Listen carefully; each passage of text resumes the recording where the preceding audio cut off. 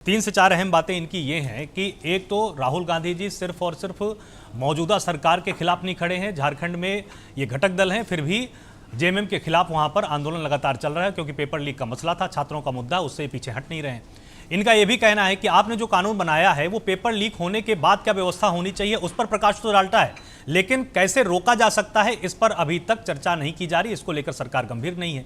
इनका यह भी कहना है कि जो छात्रों के साथ बर्बरता हुई उस पर सत्ताधारी दल खुलकर बातचीत करने को तैयार नहीं है। ये इनके मुख्य आरोप है। देखिए, अभी तो अब सवाल इनके ऊपर ही आ गया है और अब इन्होंने इस बात को मान भी लिया है कि पेपर लीक हमारे यहाँ भी होता है। जहाँ इनका घटक दल है वहां पे भी है उनकी सरकार, और लगातार इतने दिन से बच्चे वहां पे आंदोलन कर रहे हैं, अनशन पे बैठे हुए हैं। इस बात को तो इन्होंने एक्सेप्ट कर लिया है।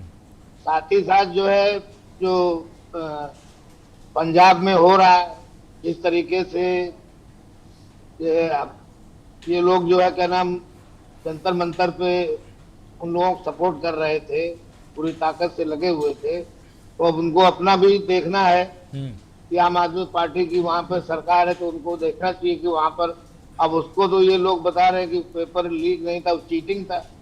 अरे भाई, आप जब अगर डिजिटल पेन से भी पेपर बाहर भेज रहे हैं और इसके बाद पेपर सॉल्व होकर के जो सॉल्व करने वाला है वो कहाँ पेपर सॉल्व करके भेज रहा है, ये उन्हें कैसे पता।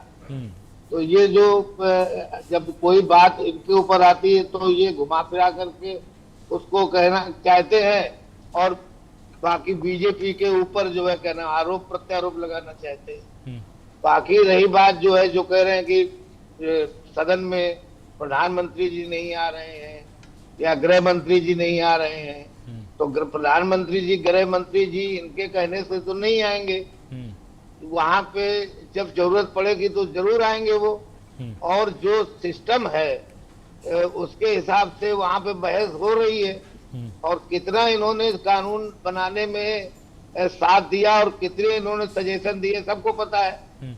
ये हो हंगामा करना, पार्लियामेंट न चलने देना और रोज आकर के जो है पार्लियामेंट शुरू होते ही क्वेश्चन आवर भी नहीं होने देते हैं, वहां पे तमाशेबाजी करते हैं, फिर बाहर आकर के बैनर लेके घूमते हैं। तो ये तो कोई कंस्ट्रक्टिव अप्रोच नहीं है।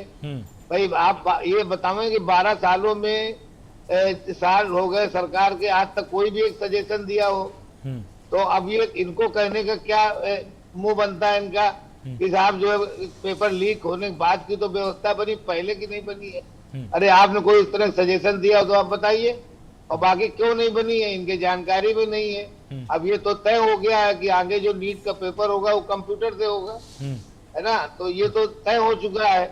इसी के हिसाब से सरकार हर मुद्दे पर वहां पर कार्रवाई करने के लिए तैयार है ना। टास्क फोर्स भी बनाई गई है।